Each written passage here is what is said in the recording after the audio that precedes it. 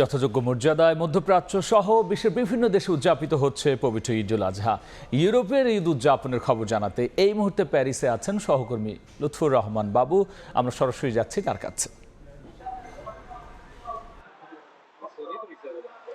সকাল থেকে অজোর ধারায় এবং কখনো বা থেমে থেমে বৃষ্টি হচ্ছে রাজধানী প্যারিসে, যদিও এই মুহূর্তে বৃষ্টি থেমে গেছে এবং সকাল থেকে সেই বৃষ্টির মধ্যেই কিন্তু মুসল্লিরা এবারের ঈদ উল আজহার জামাতে অংশগ্রহণ করেন এবং সেই ঈদ জামাতে নারী পুরুষ এবং শিশুরা অংশগ্রহণ করেছেন। কোথাও কোথাও খোলা মাঠে ছাতা নিয়ে অনেকেই ঈদ জামাতে অংশগ্রহণ করেছেন। রাজধানী প্যারিসের গ্র্যান্ড মার্কস দা প্যারিস, বাংলাদেশ ওভারভিলা জামে মসজিদ, মেট্রোসের জিমনেসিয়াম হল এবং এখন আমি যে এখানে দাঁড়িয়ে আছি বাংলাদেশের কমিউনিটি মসজিদ ও ইসলামিক সেন্টারে সকাল থেকেই পৃথক সময়ে একাধিক ঈদ জামাত অনুষ্ঠিত এবং প্রত্যেকটি ঈদ জামাতেই ছিল মুসল্লিদের উপচে পড়া ভিড়।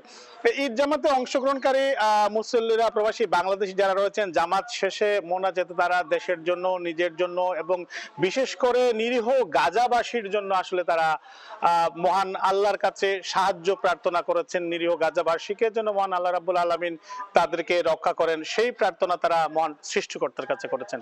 এবং এই ঈদ উল আজহার সবচেয়ে গুরুত্বপূর্ণ যে বিষয় সেটি হচ্ছে কোরবানি।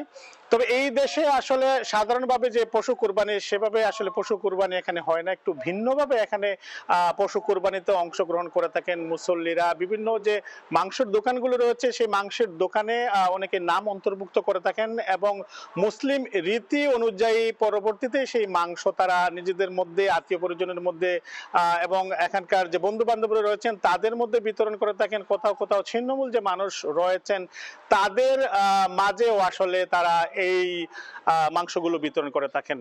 তো সকাল থেকে রাজধানী প্যারিসে যে ঈদ উল আজহার জামাত অনুষ্ঠিত হচ্ছে তা নিয়ে এই ছিল এখন পর্যন্ত আমার কাছে সর্বশেষ। ইউরোপে ঈদ উদযাপনের খবর নিয়ে আমরা সরাসরি ছিলাম ফ্রান্সের প্যারিস।